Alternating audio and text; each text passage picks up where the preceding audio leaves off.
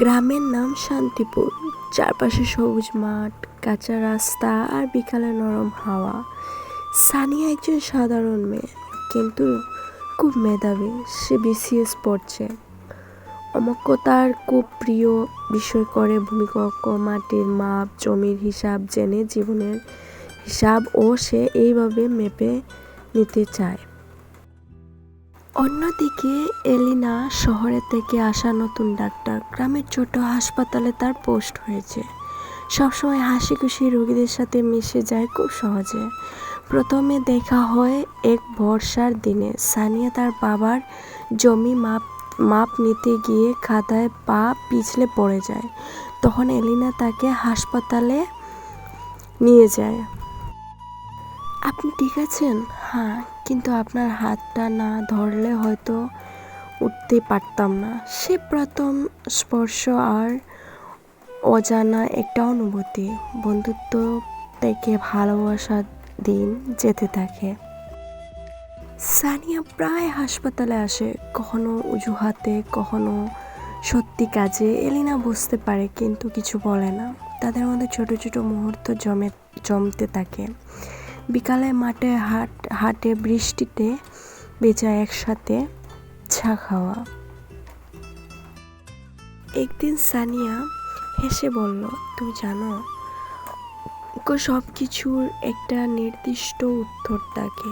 এলিনা তাকিয়ে থাকে, কিন্তু ভালোবাসার কোনো নির্দিষ্ট উত্তর নেই। সেই দিনই দুজন বুঝে যায়, এটা শুধু বন্ধুত্ব না।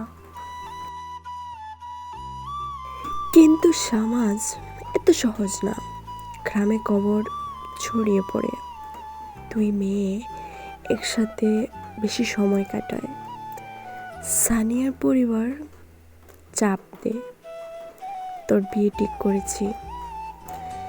সানিয়া খুব ভেঙে পড়ে। রাতে এলিনার কাছে গিয়ে বলে, আমি পারবো না, আমি অন্য কারোর হতে পারবো না। এলিনার চোখে বেজে যায়, তাহলে আমার সাথে চলো। কিন্তু সানিয়া দিভায়, পরিবার না ভালোবাসা, বিচ্ছেদ। একদিন হঠাৎ এলিনা বদলি হয়ে যায় অন্য শহরে। না কোনো বিদায়, না কোনো কথা, শুধু একটা চিঠি। তুমি যদি কখনো নিজের মতো করে বাঁচতে চাও, আমাকে খুঁজে নিও, আমি অপেক্ষা করব। সানিয়া ভেঙে যায়। সে কখনো ডুবে যায়, কিন্তু এবার জীবনের হিসাব মেলাতে পারে না। পুনর্মিলন।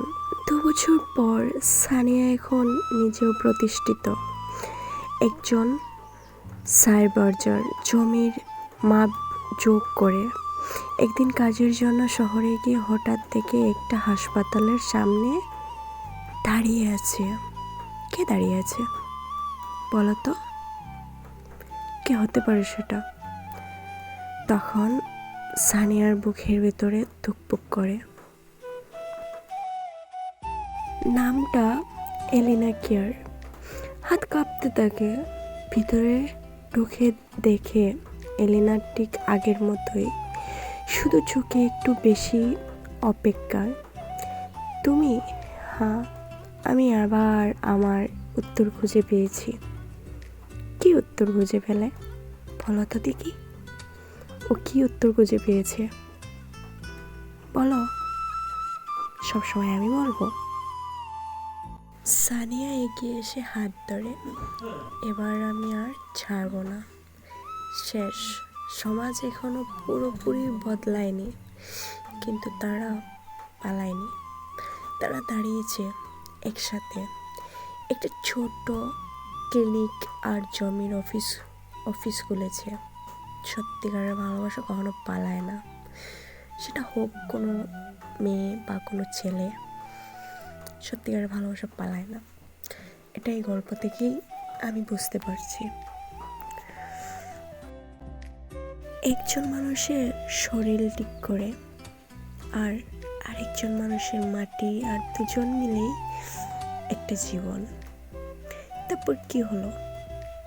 দুজন মিলেই মানুষের সাহায্য করে। সত্যিকারের ভালোবাসা কখনো করে থাকে না। সত্যিকারের ভালোবাসা মানুষের সাহায্য করতে পছন্দ করে। শেষ দৃশ্যটা, সূর্য ডুবেছে, মাটির মাঝে দাঁড়িয়ে সানিয়া বলে, দেখো এই জমির কোনো শেষ নেই। এলিনা হাসে, ঠিক আমাদের ভালোবাসার মতো। সত্যিকারের ভালোবাসা কখনো হারায় না, একে অপরকে ছেড়ে যায় না। এটাই গল্প থেকেই বোঝা যায়। সে হোক অনেক বড় মানুষ, সে হোক অনেক কিছু, কিন্তু কখনো একে অপরের হাল ছাড়ে না, একে অপরের সাথে থাকে, সবসময় থাকে। লাইক, শেয়ার, সাবস্ক্রাইব করতে ভুলো না। নতুন গল্প নিয়ে আবার আসবো। কমেন্টে বলো তুমি হলে কি করতা। টার্গেট 1K লাইকস পূরণ হলে নেক্সট পার্ট নিয়ে আসবো।